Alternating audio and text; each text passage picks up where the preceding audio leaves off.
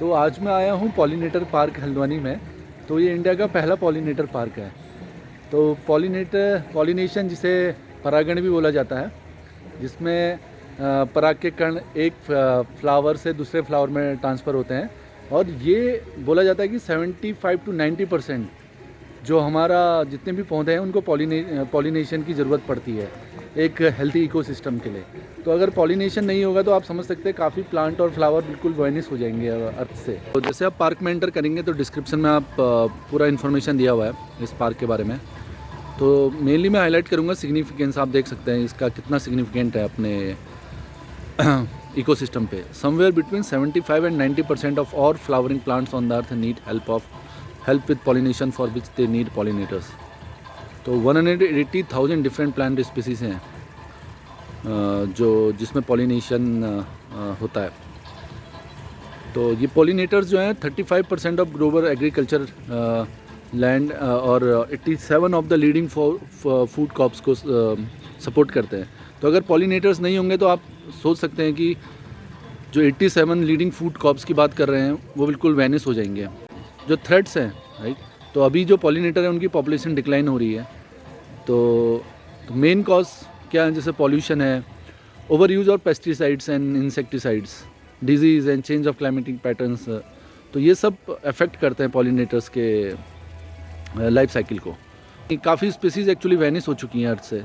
तो जब आप कोई नेशनल पार्क में जाएंगे तो वहाँ पर ये इन्फॉर्मेशन सबसे पहले लाइक थ्रेट्स हमेशा हाईलाइटेड रहते हैं कि उनको थ्रेट किस चीज़ से है। तो over use of pesticide and insecticide. ये पार्क पॉलिनेटर्स को कंजर्व करने के लिए बनाया गया है। तो ये इंडिया का पहला पॉलिनेटर पार्क है। तो बाकी काफ़ी बटरफ्लाई पार्क्स वगैरह हैं इंडिया में, लेकिन वो सिर्फ specific butterfly as a pollinator को प्रिजर्व करने के लिए हैं। तो इस पार्क में आपको डिफरेंट डिफरेंट स्पीसीज़ मिलेंगी पॉलिनेटर्स की। इस पार्क में पॉलिनेटर्स को अट्रैक्ट करने के लिए आइडियल इन्वायरमेंट बनाया गया है। लाइक डिफरेंट डिफरेंट फ्लावर्स और डिफरेंट डिफरेंट प्लांट्स हैं, ट्रीज़ हैं जिस पे पॉलिनेटर्स अट्रैक्ट करते हैं। जैसे नाइट टाइम पे मॉथ्स को अट्रैक्ट करने के लिए अल्ट्रावायलेट लाइट्स लगाई गई हैं जगह जगह पे। काफ़ी अच्छे से इन्फॉर्मेशन दी गई है डिफरेंट डिफरेंट सेक्टर्स में। तो जैसे यहाँ पे आप देखेंगे कि बटरफ्लाई एज ए पॉलिनेटर्स कौन कौन सी अवेलेबल हैं इस पार्क में, उसकी डिस्क्रिप्शन दे रखी है यहाँ पे पूरी।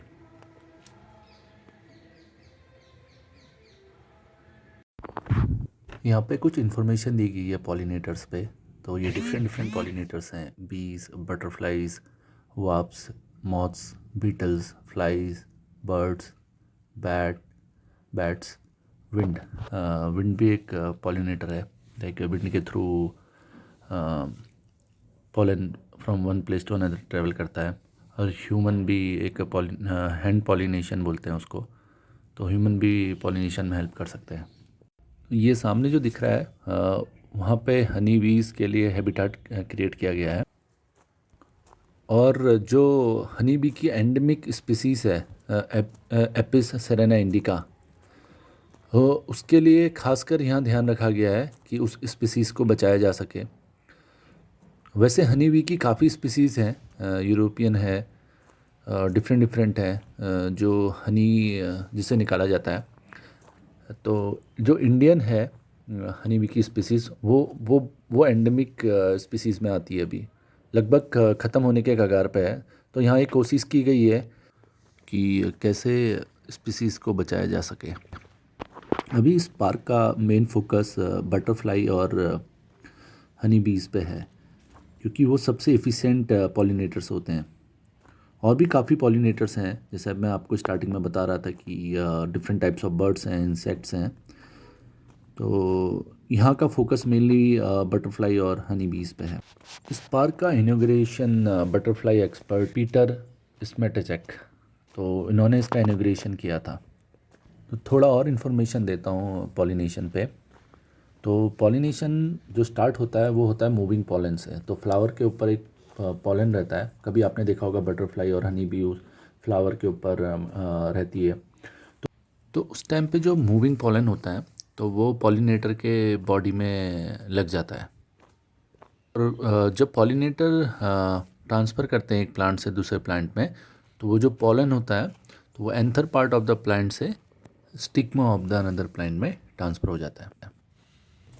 विदाउट पॉलिनेशन प्लांट रिप्रोड्यूस नहीं कर सकते हैं, तो ये इकोसिस्टम के लिए काफ़ी इम्पोर्टेंट है।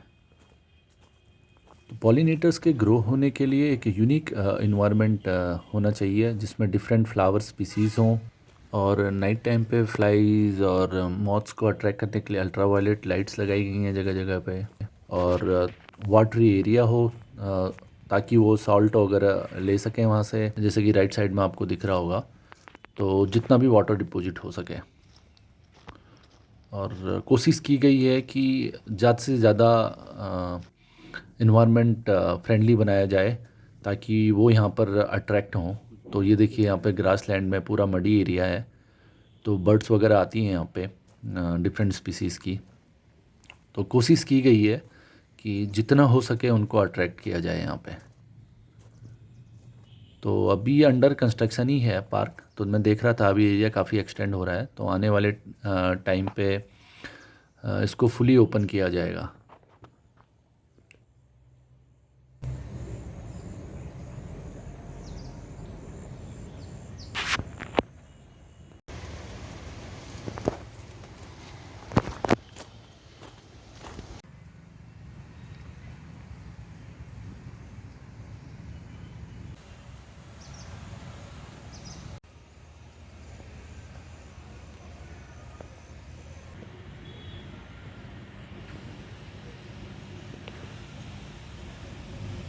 आई होप आपको ये वीडियो पसंद आया होगा और पॉलिनेटर्स के बारे में कुछ इन्फॉर्मेशन मिली होगी आपको।